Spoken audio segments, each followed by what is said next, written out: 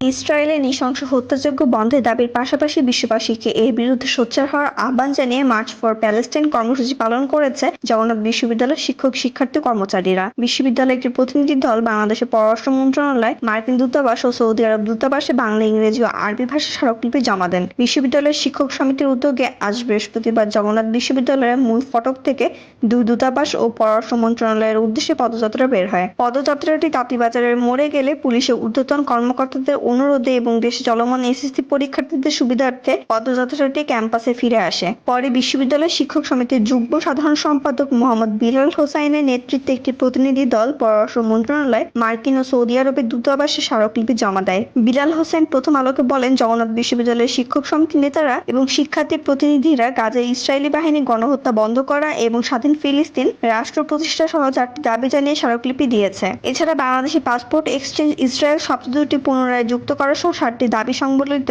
একটি স্মারকলিপি পররাষ্ট্র উপদেষ্টা বরাবর জমা দেওয়া হয়েছে। পদযাত্রায় অংশগ্রহণকারীরা ফিলিস্তিনে গণহত্যা বন্ধ করো, মুসলিম উম্মাহ এক করো, ওআইসি হাল ধরো, জাতিসংঘ জবাব চাই, ওআইসি জবাব চাই, ইসরায়েল নিপাত যাক, ফিলিস্তিন মুক্তি পাক, 1 2 3 4 ইসরায়েল নো মোর এমন বিভিন্ন স্লোগান দেন। এছাড়া তারা ইসরায়েলি পণ্য বর্জন ও আন্তর্জাতিক সম্প্রদায়ের তাৎক্ষণিক হস্তক্ষেপের দাবি জানান। পদযাত্রা শেষে বিশ্ববিদ্যালয় ক্যাম্পাসে এক সংক্ষিপ্ত সমাবেশ অনুষ্ঠিত হয়। সমাবেশে শিক্ষক সমিতির সাধারণ সম্পাদক অধ্যাপক রইস উদ্দিন 3 দফা কর্মসূচি ঘোষণা করেন। দফাগুলো হলো ইসরায়েলি পণ্য আমৃত্যু বর্জনের আহ্বান, ফিলিস্তিনিদের জন্য দোয়া করা এবং স্মারকলিপির কোনো প্রতিফলন দেখা না গেলে জাতিসংঘের বাংলাদেশ অফিস ঘেরাও। সমাবেশে জগন্নাথ বিশ্ববিদ্যালয় ছাত্র অধিকার পরিষদের সভাপতি AKM রাকিব সরকারিভাবে ইসরায়েলি পণ্য বর্জন করতে অন্তর্বর্তী সরকারের প্রতি দাবি জানান। একই সঙ্গে দক্ষ জনশক্তি তৈরি করে ইসরায়েলি পণ্যের বিকল্প উৎপাদন করতে আহ্বান জানান। সমাবেশে জগন্নাথ বিশ্ববিদ্যালয়ের ছাত্র শিবিরের সাধারণ সম্পাদক রিয়াজুল ইসলাম, ছাত্রদলের সভাপতি মেহেদী হাসান বক্তব্য দেন। সমাবেশ শেষে গাজায় নিহতদের আত্মার মাগফিরাত ও ফিলিস্তিনিদের জন্য শান্তি কামনা করে বিশেষ দোয়া অনুষ্ঠিত হয়।